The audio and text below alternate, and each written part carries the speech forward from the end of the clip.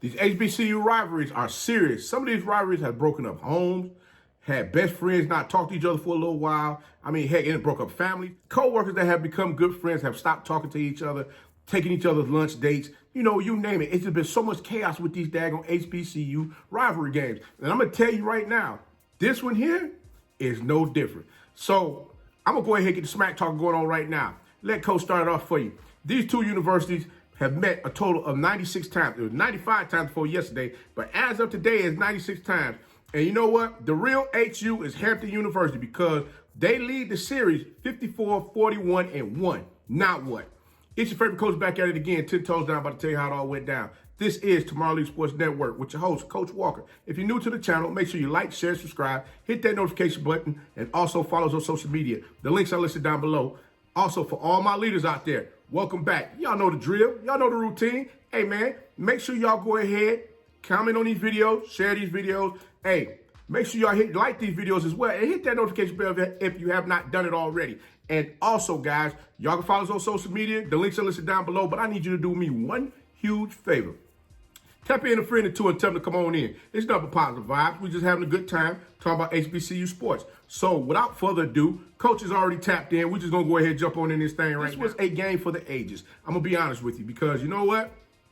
This game was close at halftime. It really was close at halftime. I'm going to be honest with you. I'm sure Jay Walker, HBCU sports analyst, was up in that booth hollering, the real HU is Howard University. Well, guess what? It ain't happening today, boss. You know who the real HU is, and it's none other than Hampton U. So you're going to have to go ahead and hold on to that one for another year until the two teams link up and meet again. But you know what? Both of those teams have been waiting to link up and play each other for over 2 years because, you know, the pandemic has slowed up things in which everybody wasn't able to get out and play their schedules like they had anticipated fall as well as in the spring. Both of these teams have been waiting to get it on for over 600 days, and they got to settle the score today. You know what? You talk about scores. Hey, let's talk about some scores.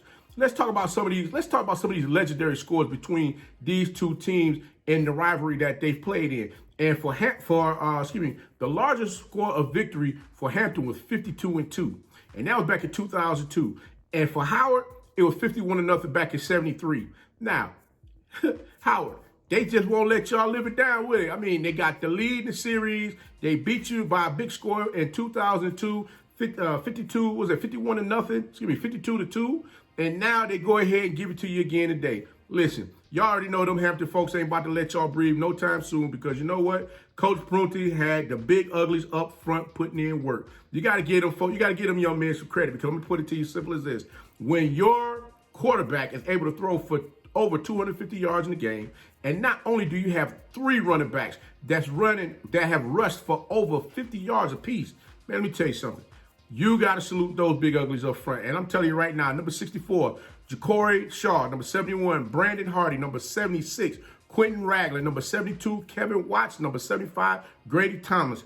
They got the job done today. So, hey, I'm going to tell you right now, quarterback Jeff Duffy and running backs Darren Butch and Elijah Burns, you guys owe the big uglies at least an extra lunch, an extra brownie or something. When y'all go to the meal table, when y'all go to the training table, y'all got to go ahead and hook the big uglies up this week. Because like I said, they definitely put on for you guys, making sure that everybody had that. Duffy had the pocket protection that he needed, as well as the running backs had the holes in the lanes that they needed to get up the field and break them long runs on the day. So, hey, y'all make sure y'all take care of them big uglies over there. All right? Howard University was not looking to go 0-3. That was not the plan at all. I know Coach Larry Scott, he's trying to figure out what's the missing ingredient here. And I'm going to be honest with you, he can take away some positives here from this game. And, Quentin Williams put the team on his back. He tried to do as much as he can to get them back in the game, to possibly be in contention to win this game today. And I'm going to be real with you. One thing you got to remember, never become Superman. Stay within the team concept and just do what you got to do. When you start pressing a little too much, guess what? Bad stuff starts to happen.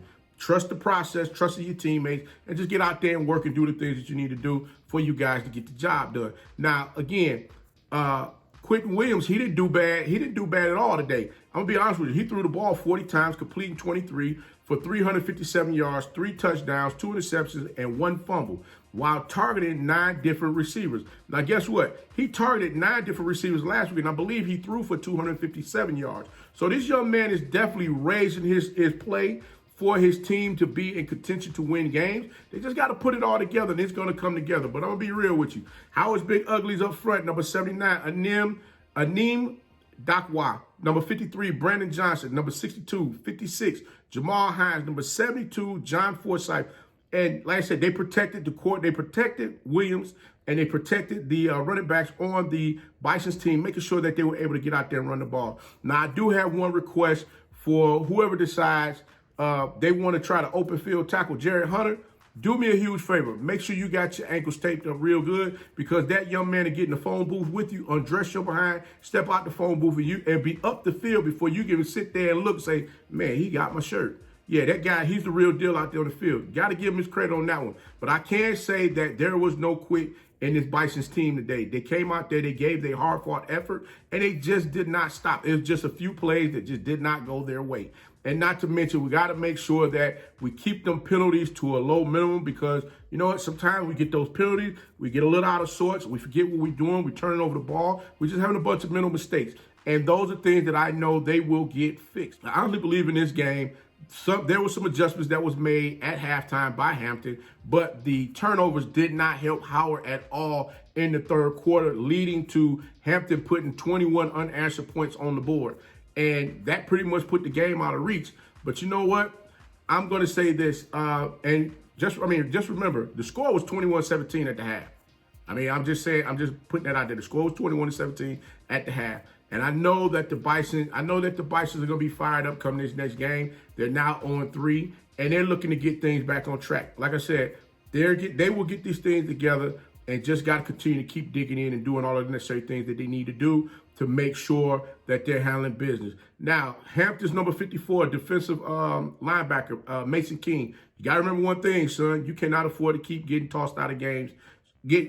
Tossed out of games, but being disqualified from a game because of targeting.